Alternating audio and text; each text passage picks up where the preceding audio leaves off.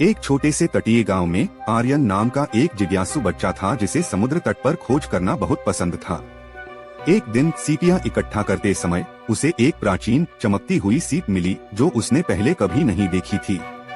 जब उसने इसे कान के पास रखा तो उसे एक छिपे हुए पानी के राज्य के बारे में बताया जहां मरमेड, समुद्री जीव और डूबे हुए खजाने थे। सीप की हिदायतों का पालन करते हुए आर्यन समुद्र में गोता लगाता है। जैसे ही वह गहराई में जाता है, एक जादुई धारा उसे घेर लेती है जिससे वह पानी के अंदर सांस ले सकता है। अचानक उसके सामने पानी के नीचे की दुनिया खुल जाती है। रंगीन मूंगे की चट्टानें, चमचमाती मछलियाँ और भव्य समुद्री जीव। दूर से उसे शंख और मोतियों से बना एक भव्य महल दिखाई देता है। जैसे ही आर्यन महल के करीब पहुंचता है, उसका स्वागत कुछ मरमेड करती हैं। उनकी लंबी लहराती हुई बाल और चमकदार पूंछ नीले और हरे रंगों में थीं। मरमेड्स ने उसका गर्मजोशी से स्वागत किया और उसे महल में ले गईं, जहां समुद्र के राजा उसका इंतजार कर रहे थे।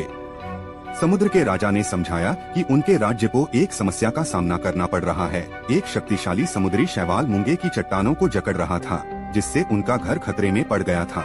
भव्य महल के अंदर आर्यन समुद्र के राजा से मिला, जो समझदार और दयालु दिख रहे थे। समुद्र के राजा ने बताया कि समुद्री शैवाल अनियंत्रित रूप से बढ़ रहा है, जिससे सूरज की रोशनी रुक रही है और समुद्री जीवों के घरों को नुकसान हो रहा है। उन्होंने आर्यन से मदद मांगी क्योंकि केवल एक मानव बच्चा ही एक छिपी हुई गुफा से एक जादुई मोती ला सकता था जो राज्य को बचा सकता था। आर्यन अपने मिशन पर निकलता है। उसके साथ एक दोस्ताना डॉल्फिन जिसका नाम दशा है उसे रास्ता दिखाती है। वे अंधेरी पानी के अंदर की सुरंगों से गुजरते हैं और चमकदार मूंगे के बगीचों को पार करते हैं जब तक कि वे छिपी हुई गुफा तक नहीं पहुंच जाते। गुफा के प्रवेश द्वार पर एक विशाल ऑक्टोपस पहरा दे रहा था, लेकिन आर्यन ने बहादुरी से उसे एक दुर्लभ चमकती हुई सीप दी, जिसे ऑक्टोपस ने स्वीकार कर लिया और उन्हें अंदर जाने दिया। गुफा के अंदर आर्यन ने जादुई मोती पाया जो एक नरम दिव्य प्रकाश से चमक रहा था। मोती प्राचीन नक्काशी से घिरा हुआ था जो पानी के नीचे के राज्य के निर्माण की कहानी बता रहा था। आर्यन ने मोती को सावधानी पूर्वक उठाया और महल की ओर वापस जाने लगा। इस दौरान वह समुद्री जीवों और उनकी दुनिया से गहराई से जुड़ गया।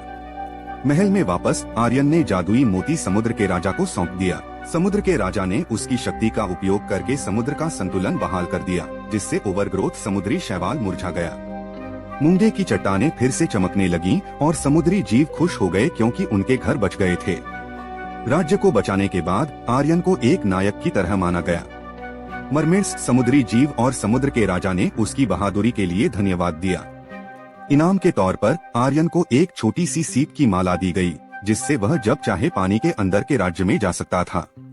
एक आभारी दिल के साथ आर्यन सतह पर लौट आया, यह जानकर कि उसने समुद्र के नीचे कुछ जीवन भर के दोस्त बनाए हैं।